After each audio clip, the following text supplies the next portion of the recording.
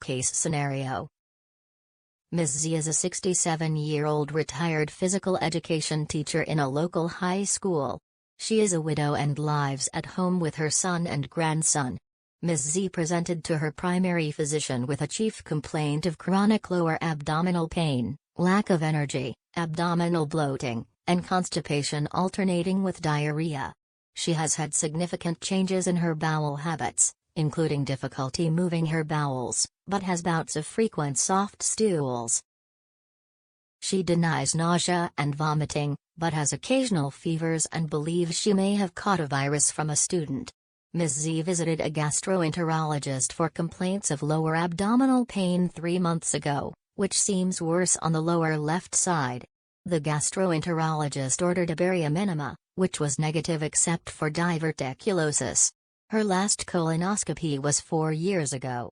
It, too, was negative except for moderate diverticulosis. She is being treated for hypertension and arthritis, which are well managed with medication. Ms. Z visits her physician every 4 months for follow-up of hypertension, otherwise, she is in very good health. She admits to being overweight and plans to manage her diet and nutrition better. Ms. Z has an occasional glass of wine with her meals and perhaps 1 to 2 drinks at social events, and does not smoke. She has a surgical history of a knee replacement 2 years ago and is ambulating well now. She travels frequently and has an active social life.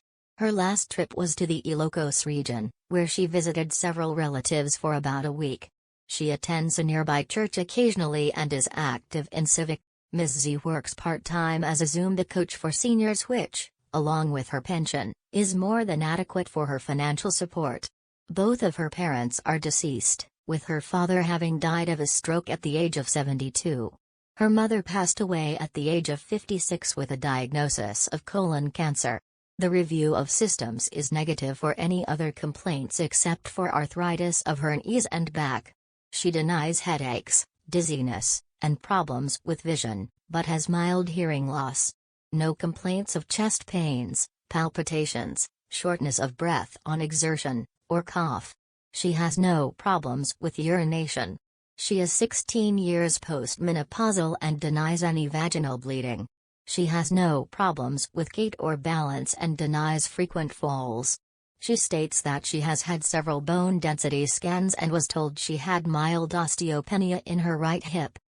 Ms. Z has had several colonoscopies, the last was 4 years ago and was negative for cancerous growths or polyps. She was told she had diverticulosis throughout her colon. No history of diabetes or other endocrine problems. She denies having emotional or mental problems. She occasionally experiences bouts of anxiety which may interfere with sleeping. Z has experienced intermittent abdominal cramping, bloating, flatulence, and constipation over the past 4 months. Sometimes she has a constant ache, which is relieved by evacuation. Lately she has experienced increased pain in her lower left side. She has frequent constipation alternating with diarrhea. Usually symptoms appear several hours after eating and upon awakening in the morning. She has not observed any blood in her stools and denies any nausea and/or vomiting. Her medications include Norvasc, 5 mg per day, hydrochlorothiazide, 25 mg per day, Celebrex, 200 mg per day, and alendronate, 75 mg 1 tab per week. She has no known allergies. Ms. Z is conscious, alert, and oriented, but appears listless at times. She responds well to questions. Vitals are temp, 37.5 C, heart rate, 92, BP, 132/80. HEAT, mild hearing loss, otherwise negative. Chest, heart and lungs are negative. GI, skin clear with no scars or lesions on observation, umbilicus in midline, abdomen soft, palpable, tenderness on palpation LLQ, no rebound tenderness RLQ, diminished bowel sounds in LLQ, no masses on palpation. GU and GYN, negative for urinary and gynecologic problems. Musculoskeletal/neurological, normal gait and balance, normal ROM, moderate crepitations in right knees, sedimentation rate, serum electrolytes, stool for occult blood, bacteria, ova, and parasites, contrast-enhanced CT scan, CT colonography, transabdominal ultrasound. The physician obtained a copy of Ms. Z's last colonoscopy. Areas of diverticula in all 4 segments of the large intestine were shown. CBC revealed an elevated white cell count of 15,000 with a shift to the left, however, sedimentation rate and C-reactive protein were within normal limits. The urinalysis was negative for white cells and bacteria. Stools were negative for blood, ova, and parasites. Ultrasound for abdominal and uterine masses was negative. CT colonography revealed severe diverticulosis throughout the colon with no evidence of perforation. Based on the above findings, she is diagnosed with uncomplicated diverticulitis. After it was determined that she could tolerate oral hydration, the decision was made to carefully manage her as an outpatient basis. The first step is to rehydrate her and to rest the bowel with a liquid diet for 7 days. In addition, she will be given a regimen of broad-spectrum antibiotics, such as ciprofloxacin and metronidazole, for 7 to 10 days to cover against anaerobic microorganisms. Following the initial treatment and resolution of the acute phase, Ms. Z will be placed on a high-fiber diet.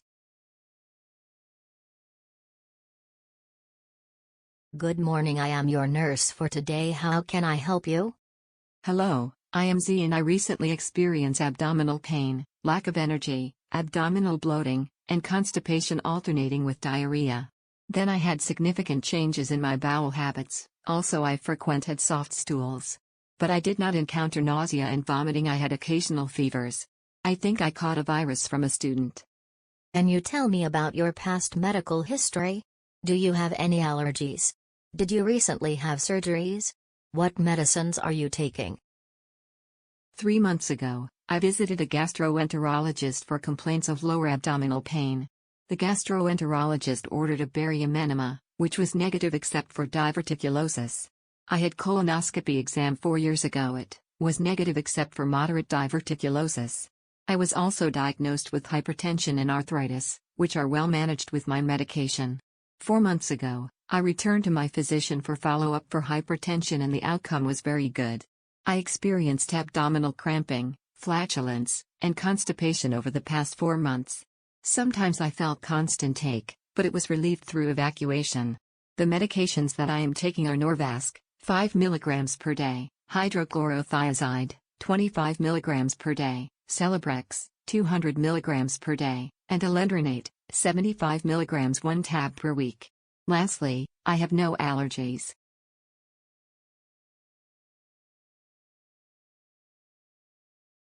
Can you tell me about your family health history? Father died of stroke at the age of 72 while my mother died at the age of 56 with a diagnosis of colon cancer. Hello, I am Rosemarie and I am going to explain the pathophysiology of diverticulitis. So for the pathophysiology of diverticulitis, first with modifiable and non-modifiable.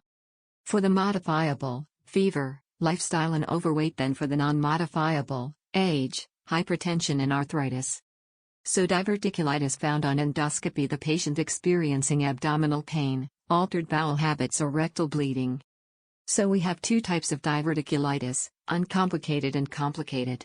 For complicated diverticulitis, inpatient medical and surgical treatment, such as complete removal of diverticular segment, no follow-up, and incomplete removal of diverticular segment, the same follow-up of uncomplicated diverticulitis. Then going back for uncomplicated diverticulitis, wherein CT colonography revealed severe diverticulosis throughout the colon with no evidence of perforation, and based on the finding to client, she is diagnosed with uncomplicated diverticulitis. After it was determined that she could tolerate oral dehydration, the decision was made to carefully manage her as an outpatient basis. Then after that, inpatient treatment, bowel rest and rehydrate. Also for outpatient treatment, including liquid diet and oral antibiotics, such as ciprofloxacin and metronidazole, for 7 to 10 days to cover against anaerobic microorganisms.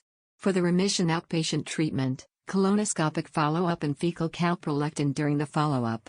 And persistent active attire or lack of regular exercise increases the risk of constipation. This in turn could trigger complicated diverticulitis.